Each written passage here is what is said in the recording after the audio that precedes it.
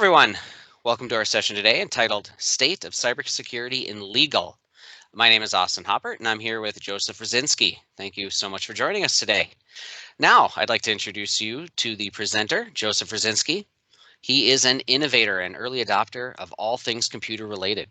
His primary focus is around the future of tech, and he speaks around the world about legal technology, cybersecurity, blockchain, artificial intelligence, cryptocurrency, and especially drone technology. He also writes about the future of technology as it impacts the crossroads of our personal and professional lives, particularly in the legal sector. He co-hosts a podcast with a tech focus under the umbrella of Thomson Reuters and serves as a mentor with the Columbia IBM Blockchain Accelerator. He's also a cybersecurity committee member at the University of South Florida and is a presidential committee appointee to the American Bar Association Center for Innovation Governing Council. Currently, Joseph is with Thomson Reuters Legal, managing a team of technologists for the large law, corporate, and government divisions within the U.S. He serves at top law firms in the world, consulting on legal trends and customizing Thomson Reuters legal tech solutions for enhanced workflows. If you wish, you can connect with Joseph at joetechnologist.com or josephraczynski.com or on Twitter at joeraz. And with that, I'll hand it over to Joe.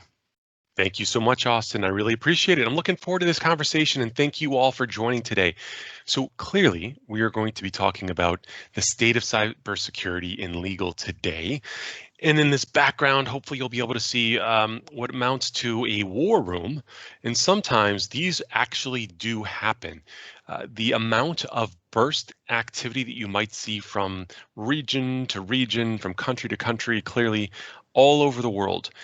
One thing that we sometimes forget, but no matter where you sit in the world, either your government or somebody else is involved in some sort of potentially nefarious work.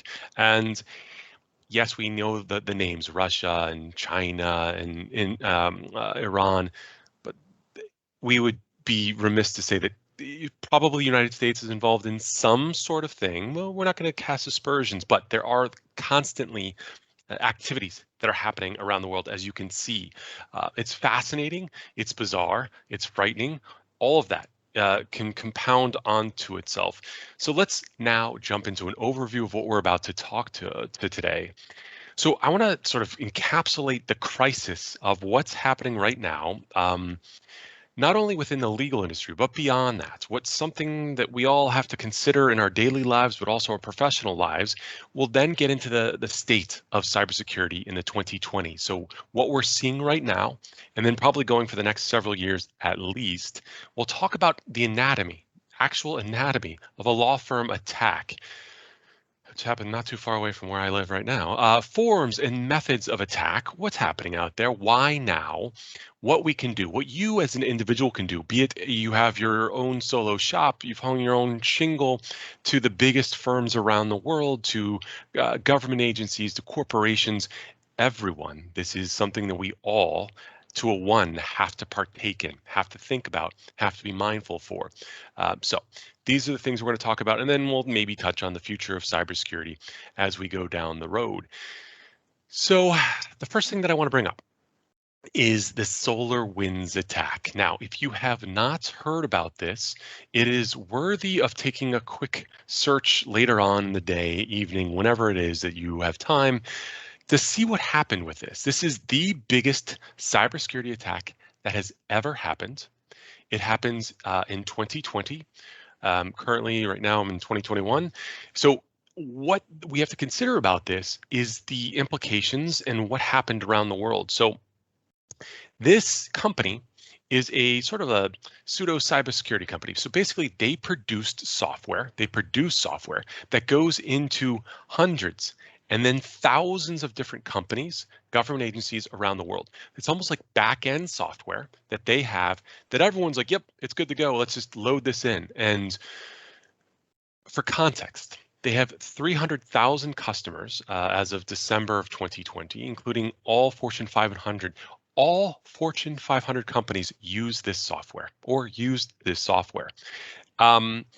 And the idea is quite simply this. So let's say in the middle of 2020, when everyone's going through chaos with the pandemic, behind the scenes, someone had broken into SolarWinds and had added some software.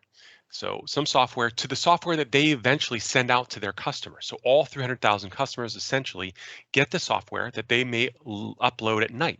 So a patch, basically a little bit of code to fix some software, was appended to that and then went out to all of these organizations.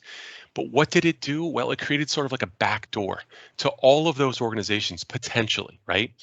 So the software that SolarWinds was then put into every single company that you see there could have a backdoor for, and it's based on evidence, it looks like the Russians have some sort of play in this. Some say the Chinese, but we're not 100% certain. I'm just saying what the news is saying.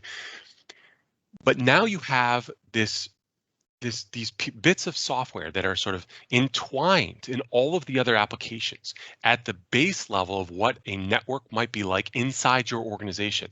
And now you have the potential for individuals who have access to that to be able to break into your organization and then do all sorts of things. And no one knows what that is at this point, but it's touched the biggest government agencies that we have in the United States. So the Department of Homeland Security and all of their information, many other huge federal agencies, and then, as it says there, all the Fortune 500 companies. That's a big deal. It is a huge. It's going to take years and years, they say, before they're able to unpack this and understand the extent to which this software is broken into all of these different accounts around the world. So what I'm trying to do is set the context. I know this is very uplifting. Set the context for what we're about to talk about and how important this stuff is, because it's touching everything in every way. And there's many different ways for the criminals, the bad guys, to try to break into these things. And we'll talk a little bit about that in just a second. So that sets the context for the world that we're living in right now. But now what can we do about it? And what, as individuals, can we think about? So this is what's wild. Before I added that slide, and I've been talking about this for, I dare say, 6 or 7 years now, we used to talk about the software and the patches and the application layer, the firewall layer, so the hardware layer sometimes are components of that. And that was kind of stinky for a long time, especially within the legal industry. We didn't meet the mark. Over the last 5 years, that's changed dramatically. So when I talk to law firms and government agencies, they're in a much better spot than they ever have been before. The linchpin, so the part that when we pull out, things fall apart, is the people factor. So we call that the people firewall. And now it's incumbent upon us to make the right decisions, to do the right things in conjunction with those applications to make us in a better spot overall. So we're going to talk a little bit about that, and I'll give you a few examples in just a second. Now, I gave a talk in front of a live UK audience in London a few years back, so 2 years back before the pandemic. And I had this a little bit different, so I'll keep it a little more G-rated. It says hello, and it was almost like adult actors, but a different form of adult actors. Let's keep it clean. So hello, actors. So I'm saying this to all of you, and I'm saying what I would normally have said is, hey, whisper this in the ear of the person that's sitting next to you during this conversation. And this is it. So 2 questions. First question is that I want you to think about, because it might take a little bit of time. It took me some time. What was the name of your first pet? All right, so you have that now. What was the name of the street that you grew up on? So the first house or condo or flat that you grew up on, what was the name of that street? Now, that is your professional actor's name. So then I would say, I whisper to somebody else, blah, blah, blah, share that. And sometimes it takes a while to corral people back into to the focus on this. So mine is actually Rocky Canyon. So my actor's name is Rocky Canyon, which is quite apropos given the previous nomenclature, the definition of what we're talking about here.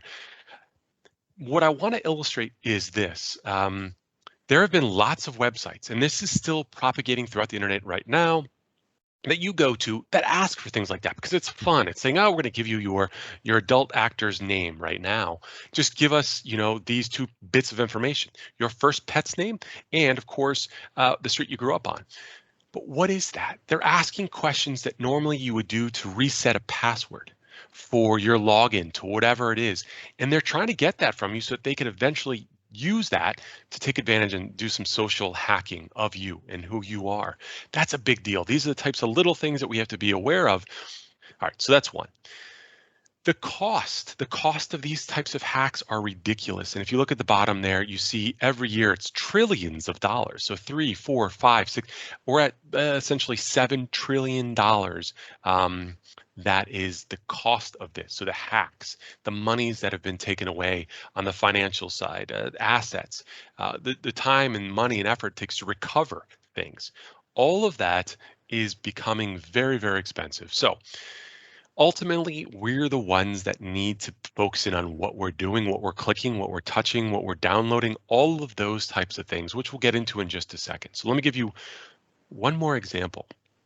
I did not go to this conference, but a few years ago, back in London, one of my favorite towns, there was a major info security conference. Basically, it's all about cybersecurity, what you can do as an organization, what you can think about, all of this fun stuff.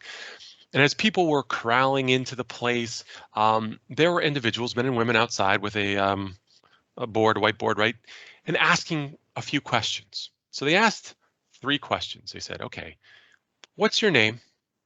What company do you work for? And what's your login and password? They literally asked this as people walked into the front door of a cybersecurity conference, and 30% of people filled that out. 30% of people filled out their name, full name, the company they worked for, and their login and password. Shocking in and of itself, but sometimes I think we as humans want to help other people out, and so you feel like, oh, this is a person that's like, part of the organization. We need to help them out. We're doing something for good, for the good of mankind, so to speak, right? That's not enough. So 30%, that's great, but let's try to get more than that. So what did they do? Well, they offered them a candy bar, because they said the first time they said, will you fill this out? And 70% said no. So then they said, how about a candy bar? If I give you this candy bar, will you fill this out and answer those 3 questions? 70% of the people filled out that survey. This is the issue. Again, we're all trying to be good people, helping others out, but this is what it leads to. It leads to us making mistakes where we shouldn't be. That's the concept, that's the idea, and that's what we're faced with as individuals in the legal space. A few little stats that I'll throw out there. So way back in 2015, it took 225 days for the IT staff at an organization to determine that there was some nefarious things happening on their network. Often it's really difficult to see that there's a little bit of software, so malware, on that network that's collecting information and sending it out through the firewall out to someone who's collecting it and using it for something. Good news was that in 2016, we saw 99 days. So that virus is only sitting there, or virus, I should say, that malware is only sitting there for 100 days roughly. But in 2021, we're still at about the same time. So it's a little bit more. It still takes a long time to find the malware, to find the issues that are on that network. Something we have to think about, right? And this is something citing FireEye, which is one of the leading organizations in the world to help try to capture these types of things. So once a target, always a target. I hate saying this because you'd think that things would change, but 49% of customers with at least one significant attack were successfully attacked again within a year.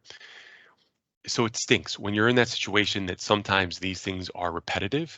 And then you see 86% of the time customers who have had more than one significant attack have also had more than one unique attacker in their environment, because these bad guys, they talk among themselves. There's a whole nother conversation about the dark web, and feel free to catch that one.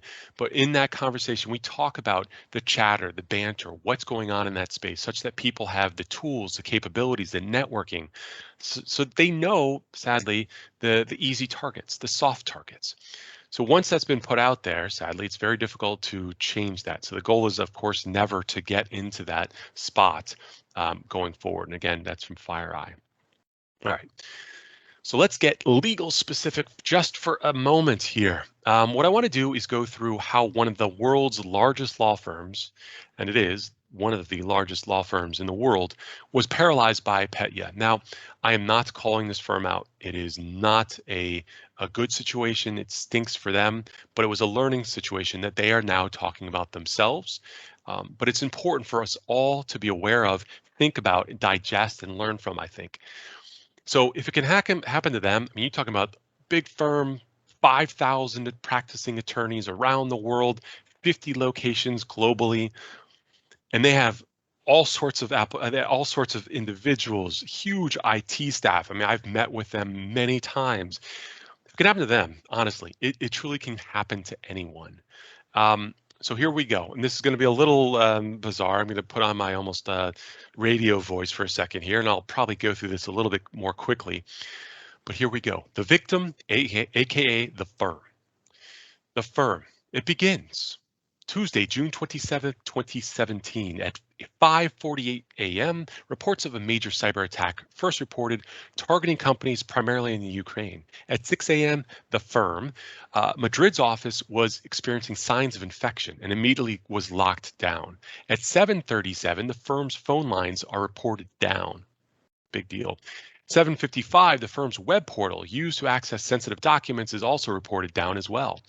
On Tuesday morning, firm employees are basically instructed via text message alert system not to start their computers or connect to the firm's network. Continuation, at 9:36 a.m., the firm issues a statement confirming suspicious activity. It was dedicated on the networks because of this Petya outbreak. At 10 a.m., a photo of a whiteboard outside the firm's DC office was alerted to employees across the board.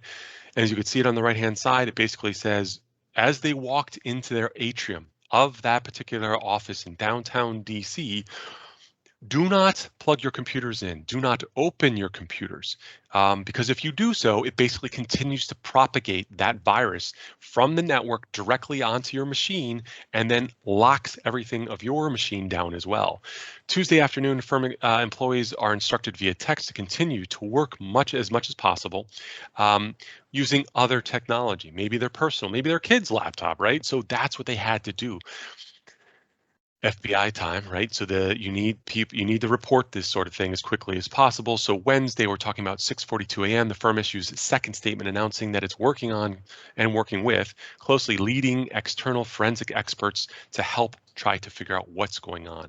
Wednesday morning, firm employees notified via text alert system that offices are open, phones are operational, and email should be back up and running within hours.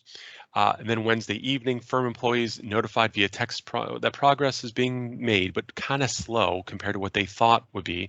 Document management email systems are expected to be functional by Thursday morning. 6 days later, so we have a gap in time here. We're talking about 1 a.m. The firm announces that email has been restored. So it took 6 days to get firm email back up, but other systems are still in the process of being brought online.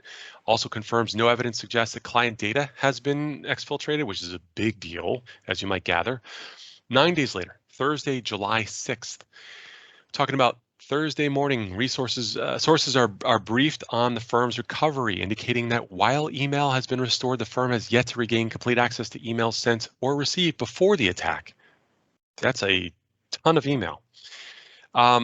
Also, Thursday afternoon, the firm issues another statement acknowledging bringing all systems back online may take some time. So it's going to take a while, but that offices are open and the firm is advising clients. 13 days later, nearly 14 days later, we're talking about 2 weeks. Firm issues another statement. Thanking clients, of course, for what they're doing, what they're dealing with, and that none of that information, luckily, hopefully, has been affected.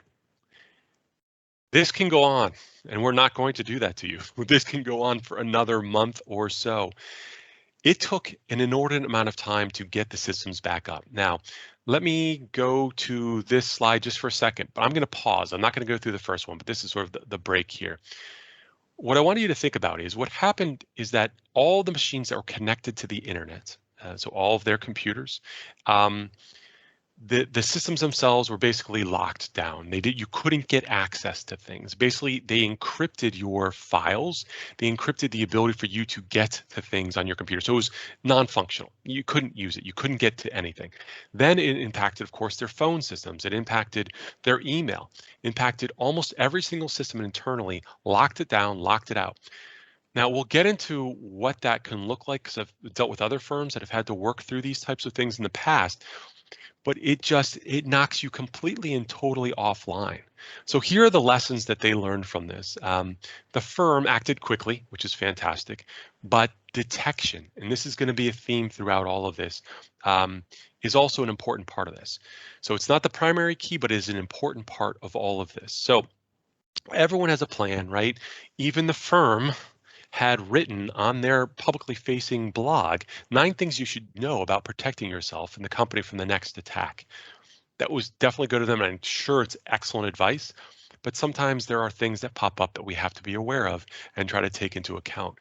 No firm is immune, clearly.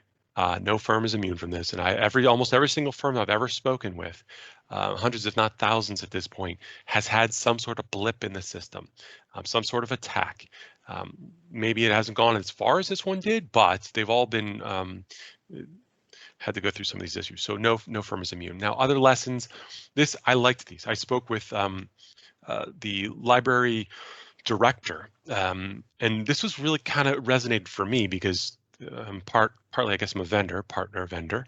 One of the things that we think about is that we really have a very good relationship with our firms, with our customers. Now, if something happens and they still need individuals, their attorneys to have access to things like Westlaw or something else, it could be any product or service. What if they've typically just gone and emailed your vendor or emailed whomever, and you don't even have access to that? Well, now it makes more sense for you to actually have their phone numbers, and believe it or not, written down or in some written form somewhere printed out so that you can go to that document file, then call them up and say, we're in a bit of a spot. Can you please give us our logins and our passwords, or, give us access to the content or the data that we need to have. So personal contacts is a really kind of good way of looking at this. Other lessons, do you have an offline inventory of all logins and passwords? Kind of what I was just saying about just a second ago. Do you have personal email addresses and cell phones of all your employees? So if your entire network goes down, how are you going to reach out to your employees to let them know? Do you have a system that you could text them all at once with a singular message saying, do not, under any circumstance, log into your computer at this stage? Those are the types of things that people hadn't thought about before, but I think make a lot of sense to think about. And then I've always talked about this, but completing a fire drill. Now we've been through this pandemic. That was a bit of a fire drill, a real one, real life one, where you needed to do things and have things in order.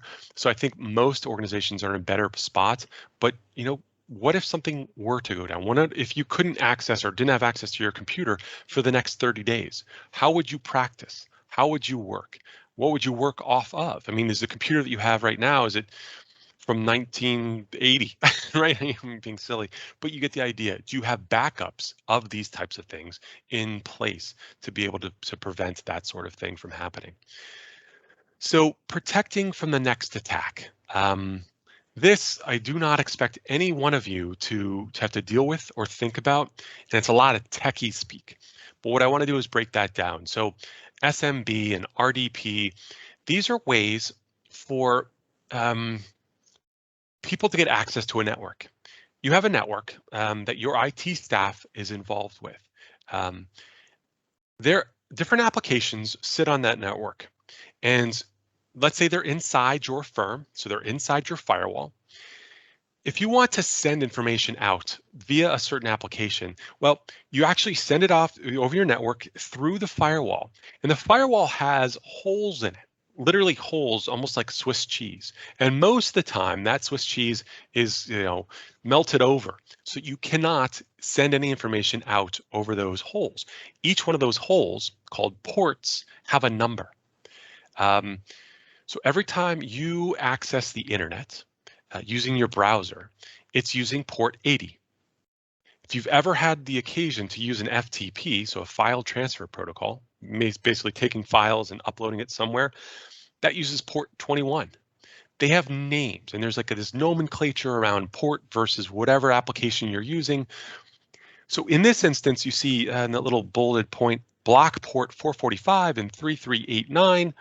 Again, not anything you have to worry about, but this is a remote capability. So if I wanted to remote into that particular networked environment from outside of the network, let's say I'm in New Zealand, working in Auckland, and I want to, as the firm IT staff, get into my systems using one of these ports because I want to use a remote desktop protocol. Well, I'm going to probably go through one or two of these different ports. There's a few others out there. But in this instance, with the Pwned attack, those ports were open, and most people weren't aware of that. And that created and fostered some of the problems because the port was open. They were able to sort of send this malware essentially through the system, and then it continued to propagate. So just being cognizant of what's out there, what people are working on, and what ports are open or closed is a big component of this. Another part of it is patching. So in this instance, you might have had an application that was running on port 445, and for whatever reason, they realized that the company that was running the software realized, oh, criminy, we forgot to tell people to patch to block that particular port. Then they sent out a patch. Basically, here's a software update that should run in the background, but you might have to manually execute on it. So your IT staff have to like click, yes, run this patch, so that automatically blocks that port. The patching and managing of patches is a huge component of what the IT staff does day in and day out. So that's something that's clearly important. And then protecting using more than just the antivirus. We'll talk about that in a second. All of us typically run antivirus protection on both our computers, personal and professional. Also, more and more on your phones, right? You're starting to see more and more people use that, which I kind of agree with. So we'll get into some of that in just a second. And then practicing a 3-2-1, that means having almost sometimes 3 different backups in 2 different locations. And you kind of make sure that you have multiple clouds or multiple locations where you're backing this information up, such that if you were back up in one cloud, and that were to go away, and that was to be affected by some virus or whatever the case is, then you can rely on another one to help you out with that. All right, let's go on to the next slide. The forms of attack. So this is a little old school, but at the same time, there's some components in here that I want to break down because I bet that there are things that you may not have touched before or seen before. The first is, yes, there are people that are still guessing passwords.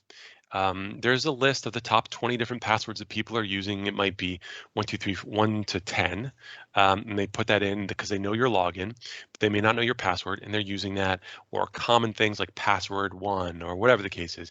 People are becoming much more sophisticated about this, but it's a tact that people still take in order to hack a system. So again, point of this, do not use things that are familiar, and do your best to try to vary your passwords when it deals with different sorts of applications. I know it's difficult, but definitely would push people into that area. Dictionary attacks, these are kind of cool. So I've done a lot of white hat hacking in the past to try to help people to see how things work, or they don't work, or where they're exposed, whatever the case is. So I can basically pull out of, it's on the clear web, so I can go do a Google search on that right now and pull down a text file. It's basically a file that has every single word in the dictionary. And then what I can do is write a script. So once I know your login, so just your username, I can then write a script so it takes every single word in the dictionary and it automatically populates that word very, very quickly into the line where your password would be. So if you've ever used a straight word, it could be kitchen or house, whatever, something very simple, you could probably hack that in a short period of time because you're able to use these dictionary attacks. That's what brute force attack is somewhat similar, but what you do is you create a little application, or there's applications out there, script kiddies. The script kiddies are basically little hackers like myself who utilize tools that are readily available on the internet and little programs that do things for you. So in this instance, again, I have your login, so your username, and a brute force attack will basically change, let's say it's 10 letters or numbers. It changes every single letter. So it does all A's at first, and then it does all A's and one B at the end, all A's and then one C at the end. So it continues to do that, and it'll switch numbers and letters, and now more so symbols. So that can take a lot longer because, of course, you have fully brute force it trying to figure this stuff out as quickly as possible and throwing out every combination of every single word, letter, combination permutation that you can possibly think of in that space. So that's a brute force attack. Still happens today. A SQL injection. This is really kind of interesting. This is, I'm almost certain this is how the Equifax breach happened. Okay, so when you go, let's say you go to a form on a website and you were, okay, they're asking for your first name, your last name, your title, partner at X firm, maybe your phone name, whatever, your phone number and your email, all that stuff. You put that information in. There's a database component of that, clearly, right? So you're putting in this information, you're clicking send. That information is being pulled from that web page through the internet and is going into a database. There are some tricks with that. You can actually kind of be the sort of man in the middle, pull out that information, and then pull that back. So there's different ways of taking advantage of that in terms of the SQL injection. You can also then push information into that. Again, you don't have to worry about this. I'm trying to draw out why and how people do these types of things. This one is something that I saw firsthand.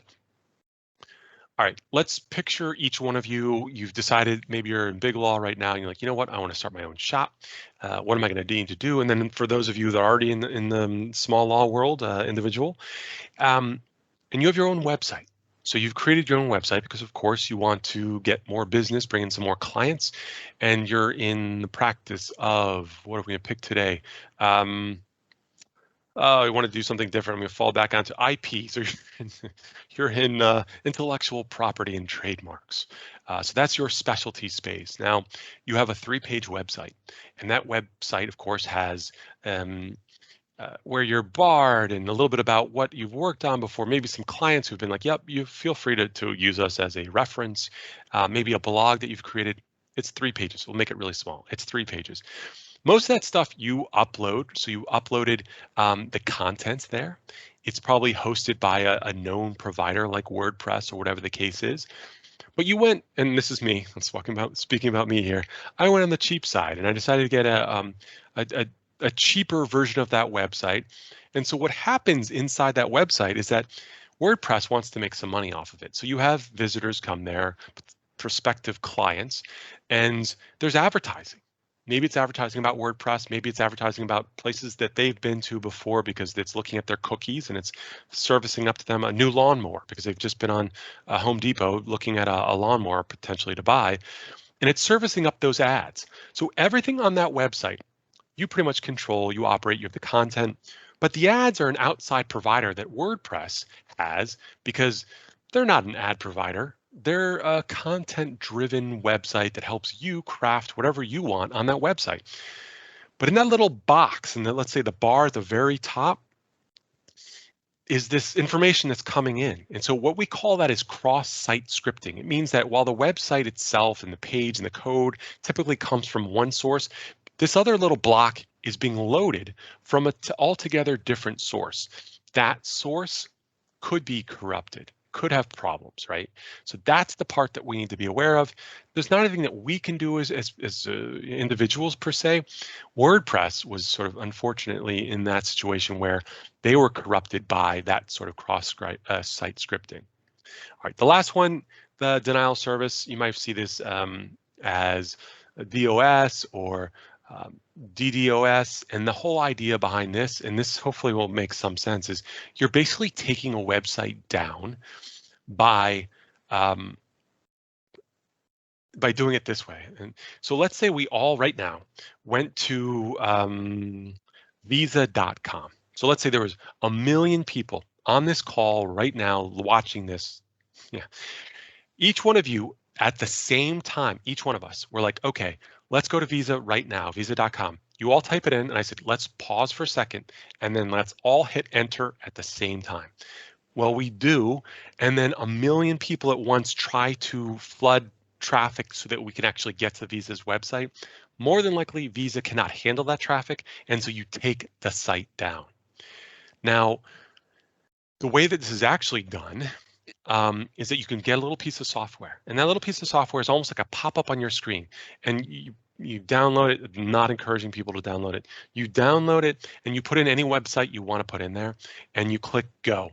And what it does is it tries to resolve that website 1,000 times in like a second, 1,000 times in a minute. So it keeps trying to hit it on itself. It tries to hit it as many times as possible. And then if you are able to get another 100 people doing the same thing because for whatever reason you want to take down this website, that's a denial of service. And so people do it for certain reasons, which we'll get into in a second, but that's the concept and the idea behind it. All right, this I won't spend much time at all because I know that we all are familiar with it, but I want to draw a distinction among the three that we bring up here. So phishing, yes. Way back when I first started talking about this, people were like, okay, all right, I'm not, okay, I see what you're talking about. I would get an email from the Bank of Iceland, and it says, hey, Joe, please reset your password by clicking this link. I'm like, yeah, I've never had an account with Bank of Iceland.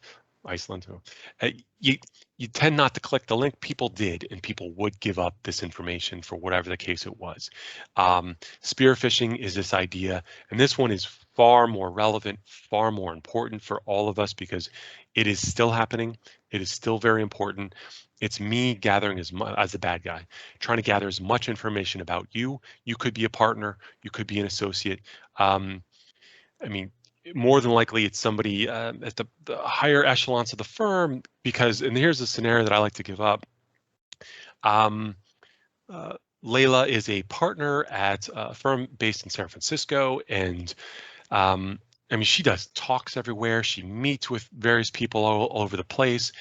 She does blogs about the business, what she's working on, what the organization is working on, the firm, latest wins, things like that, whatever the case is. She's out there. Her name is out there. She's a highfalutin person. She's interacting with people socially. She's interacting, of course, professionally with individuals. I, as the bad guy, can go online. I can say, oh, this is what she's blogged about. Oh, she's also part of the PTA. Her kids, she has 2 kids, one of which is a Girl Scout. And I can build this information. I can just directly write her an email. And I could be like, oh my goodness, I saw you at Ralph's, whatever, a California-based food chain, grocery store. I saw you at Ralph's 3 months ago. We were talking about our kids and our daughters, and they're going to be going off on this amazing trip after the pandemic, and they're going to be doing the Girl Scout thing. Can you please click on this link? Because if we need to donate some money, we need about $20 or $30 per person to help with this whole thing. The likelihood of her clicking on that link and anyone clicking on that link is 96%. If you think about it, she talks to so many people. She's involved with so many different things. How can she possibly remember the fact that she had this conversation with someone 3 or 4 months ago? But it's so plausible. It's so real. It's so easy to understand that she clicks the link. Happens all the time to tons of people. Whaling is the same sort of thing.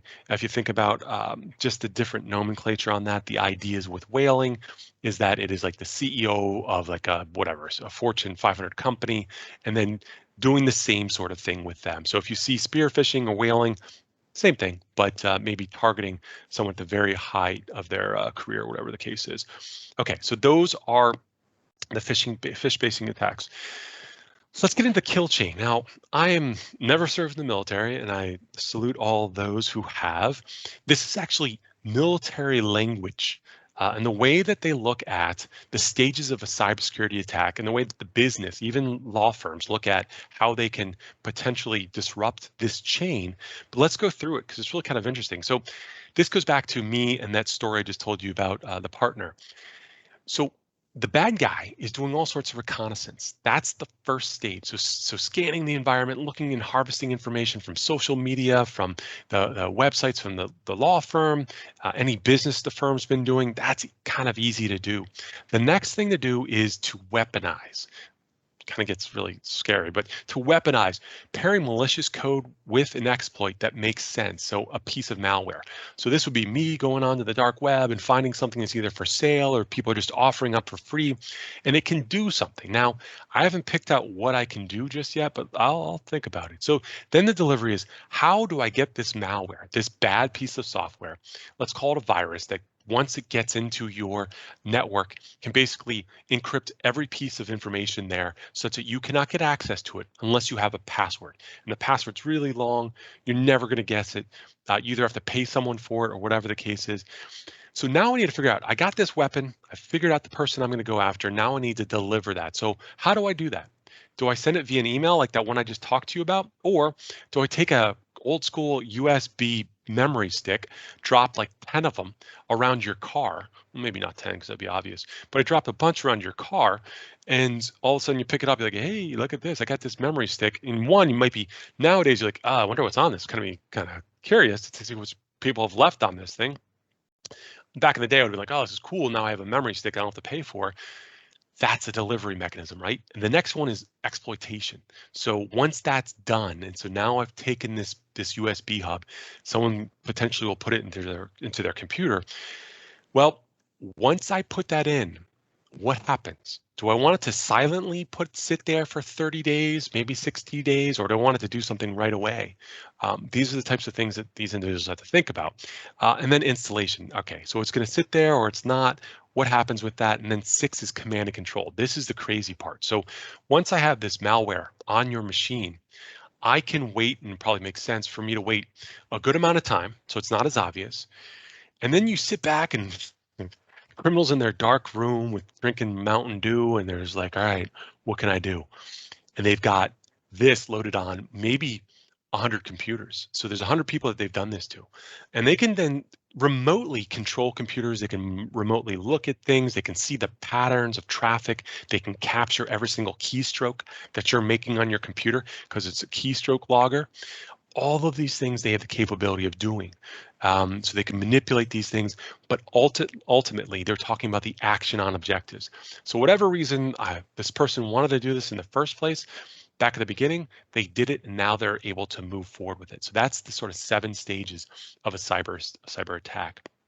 Now I hope none of you have ever seen this before, but this is a screen capture of something that I found a long time ago. So the ransomware. So I'll bring up one quick story of a firm that I spoke with. I will certainly not bring up the name, medium-sized firm. And they had an attorney partner. They're doing the work until about 7 in the evening. Typical, right? And they're in the office and you're like, all right, time to end the day. An email pops in. They're like, what's this email? And they clicked on the link and their computer started acting really funky. And they're like, well, what's going on? It's kind of, shaking and shaking, vibrating, whatever the case is, your screen. And they're like, forget it. It's been a long day. I'm leaving. So they just left for the day. Over that period of time, overnight until the next morning, that virus basically encrypted their entire machine, went onto the network, encrypted all the different network drives. So the firm's financial information, their KM servers, all of that stuff was encrypted. And what do I mean by encrypted? It means that if you try to click an icon, it might be an MP3, it might be the pictures to all of your kids growing up that you just happen to have on your machine, right? Because a lot of us do that. You cannot get access to that. You need a password. And how do you get that password? Well, you have to pay, usually in Bitcoin, but there's like Monero and Zcash, other cryptocurrencies, that you have to pay these people in order for them to hopefully, if you give them that money, to give you that password. Now, if you don't do that, then the other path forward is that you have to have your IT staff come in, blow out your entire machine, which means delete everything on your machine, rebuild it, so put back the operating system on it, bring all of your applications back on, and then hopefully have all the backup data for everything that you ever had on your machine. That's the only 2 options. Option 1, you pay them. Option 2, you hopefully have a backup. If you don't have a backup, you only have option 1, and you either have to start over again or whatever the case is. But what this is on your screen is when someone clicked that link, this pops up. And the lovely hackers, which looks like Russian to me, basically say, hey, you know what? You've never dealt with Bitcoin or any of that stuff in the past before. So what we're going to do is we're going to teach you how to do it. How do you get Bitcoin? How do you get the ability to send us that so that we can then give you your password? It's for the birds. It's no fun, but that's what a lot of firms have been faced with. How are other vectors impacting people? Well, here's a few. Old school way of attacking an organization was actually through a fax machine. So the old school phones with like the noise that you would hear, almost like an old school modem, that would come through your printers. That's changed a little bit. Now you even have, and I've met with an organization not too long ago that was hacked because they had a vending machine. And the vending machines no longer just taking dollars, right? They take credit cards. And because they're taking credit cards, they have a network jack. So basically this cable that goes into the back of the vending machine, and that goes onto their network, literally onto their network. So do they have software to make sure that that vending machine is almost using a VPN or encrypted way of getting access and out, so it does not touch people's data? Scary things. Busy slide. I concocted this, I dare say, 6 years ago, and it's as relevant then as it is today. There's technically 4 threat profiles. I left one off, and you'll see in a second. Hacktivists. Those are people that are trying to change the world for good in their mind eyes. But what are they doing? They're basically breaking systems. They're using that denial of service software I told you about to bring things down because they feel like that's the best way of changing things, right? Criminals, status quo, what do they want? Do they want money? Do they want to shake somebody down? Do they want to hurt someone? God forbid. That's what they do, and that's the way that they go about doing these things. And then the nation states, which is, I include everyone, I don't want to exclude anyone, but pretty much every single country in the world is doing some sort of espionage in some way. The last one I left off are the terrorists. They have some means and ways of using things these days too. So you can spend some time on this if you'd like. We'll go forward. So why now? Goes back to the people factor. So we have a lot of really cool applications that are working pretty darn well, but ultimately we are still clicking links that we shouldn't be because we want to be helpful. We want to be curious about things. We want to get the job done. So ultimately we need to be mindful of those types of things. We're battling our own human nature. Simple as that, and our own ingrained habits. So what are some things that we need to think about? Advanced endpoint is one thought that people talk about. So make sure that you have your virus protection up and running at all times if you can. If you have any responsibility on that side, more than likely on your personal computer side, that's very, very important. Assume that you will or that you will be breached. That's the way that all organizations are looking at right now, because you have the software that has the walled garden, so your entire firm is protected. At some point in time, they're going to break in. And imagine it as your house, and we all have this. Imagine this house. You have a 10-car garage. You have like four tennis courts, a swimming pool, and just like 40 bedrooms. You can have all of that locked. So all the windows are shut and locked. Your doors are locked. You just have to assume at some point in time that there's going to be someone who breaks in and they're in the basement, again, drinking their Mountain Dew, playing, I don't know, X Games or whatever. I'd be playing Xbox or something like that. Assume that the key is to try to find them. That's the key right now, is you have to try to find that thief in your house. What the positive about all this is that we're getting to the point where mathematical algorithms are starting to come out to predict what that code looks like, the malicious code that's coming down the road. So that's the direction that we're moving in. So what can you do? There's yellow and there's white that's coming forward. The yellow is really for IT staff, but I want to just bring it up just in case. So patch everything. Anytime you get something that says, oh, you need to update this, go and do that. Use strong passwords. One firm I met with has now 24 characters. It's bonkers, but 24 character passwords. Multi-factor authentications clearly becoming very popular. If you haven't seen or heard of SSO, it basically means that your network's computer of all of your information that's like your login and password for things is stored safely and securely. Same thing on your vendor side. And so when you just go to the website, it lets you on because it knows who you are. It knows your logins and passwords behind the scenes, makes it easier. You do not have to remember them. So SSO and SAML are important technologies for a lot of organizations these days.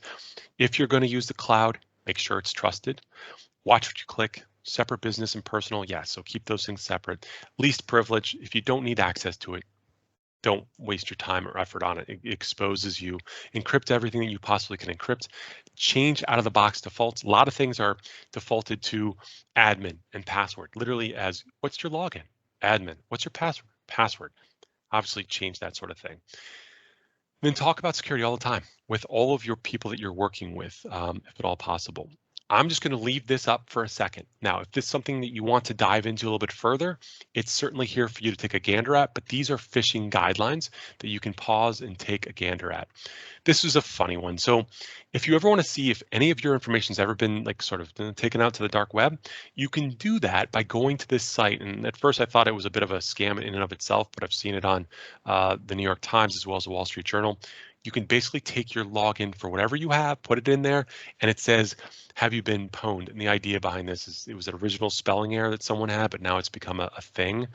But it's supposed to be owned, but it's pwned, right? So it's not my misspelling. So that's what that is. It's worth taking a gander at if you really want to do that. I'm not going to spend too much time on this.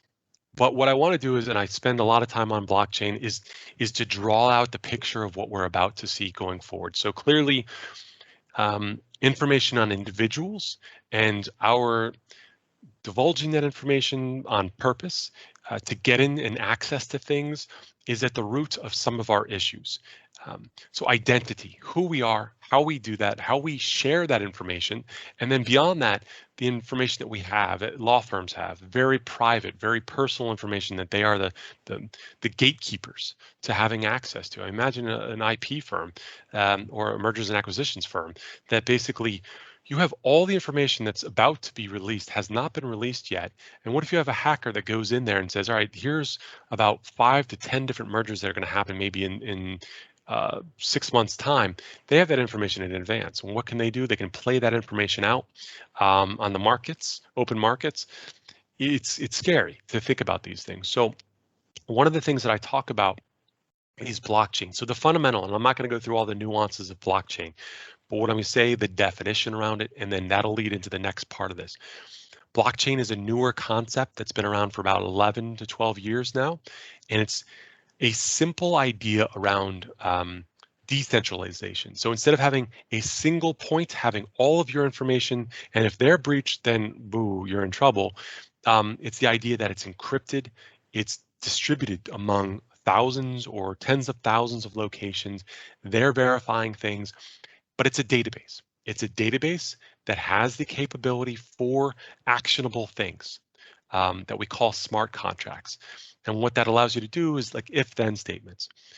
So when we start to talk about how this plays a role within cybersecurity, it means that if you have this immutable database that's secure, that has not, and there's many of these blockchains, but the biggest ones have not been breached as of yet, years and years into it, and you have tens of thousands of people trying to break these things every day, and they haven't been able to do it. You take 10,000 people to try to break into a law firm, hopefully not, but that can happen very quickly. So the idea behind this is the smart contracts. So I'll give you an idea about what this is, but it touches a lot of different areas. So money transfer, identity. So we'll finish on identity. So decentralization. So you having ownership of your data going forward could be a solution to cybersecurity, to how information gets out and is controlled. Because we're talking about you as an individual. If you want to offer your information up, well, you can create a profile on yourself.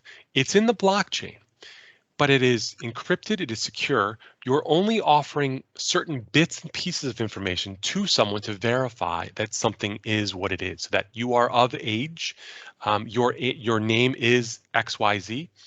That is defined by the parameters that are secured on the blockchain. So what does that mean?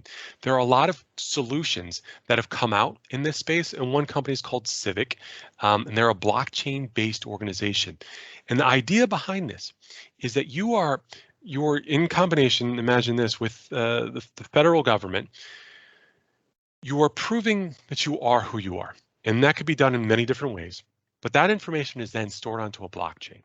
The blockchain gives you two things. It gives you a public key and a private key. The public key is something that you can show to anybody, and it verifies a whole bunch of information or a subset of information. So the example that I give, and it sounds, you may have heard this before, is if we're all going to go down to a bar after this, and let's say it's happy hour and we're finished for the day, or whatever the case is, and what do you normally do? You go down to the bar and you still may have to show your ID, and you show the ID, and what does the ID have on it? Well, it has your picture, has your full address, has your weight, your eye color, a unique identifier. What does the bouncer really need to know? They just need to know that you're of 21 or older. And so the idea, the concept is, well, you would go down, you with your new identity, and you'd be able, verifying identity, and you'd show them a QR code. And what that would allow you to do is verify who you are by just giving them a little bit of information. And so that's how that kind of works. Okay, so going forward, that's what we're going to see is this sort of identity management owned by you as an individual, proving it, but using some of these applications to interface with each other, with other groups, with your government agencies. And this can expound into so many different areas within the legal industry that we're not going to touch, but you're able to prove this sort of thing very quickly and very easily. So the idea behind this is that you will have this unique identifier. You'll also be able to then interact with objects, and it could be anything. It could be the front door. It could be a digital contract that then is on the blockchain. So all this stuff starts to come together and make it so that you have access to things much more easily. Identity and control of that all sits together, preventing the biggest issues that we've seen in cybersecurity, which is the single point of failure, where you have the Equifaxes of the world, and not to call them out, but the Equifaxes of the world, where 150 million US citizens have all their information somewhere. It's been pulled out. So you won't have this single point of failure, but you'll have still the ability for people to hack your phone individually. Let's hope that doesn't happen because people click on something or whatever the case is, but that's the direction that we'll start to see things go. All right, so I know that we're really close towards the top of the hour, but what I want to put out there is feel free to reach out to me with any sorts of questions on this topic. I have a group of technical client managers that serve up on these questions, and we're happy to engage with you on these topics. So feel free to reach out. If not, you see my contact information below, but we really appreciate the time that you spent on this. Hopefully it was of some value. But thank you very much. Austin, thank you too.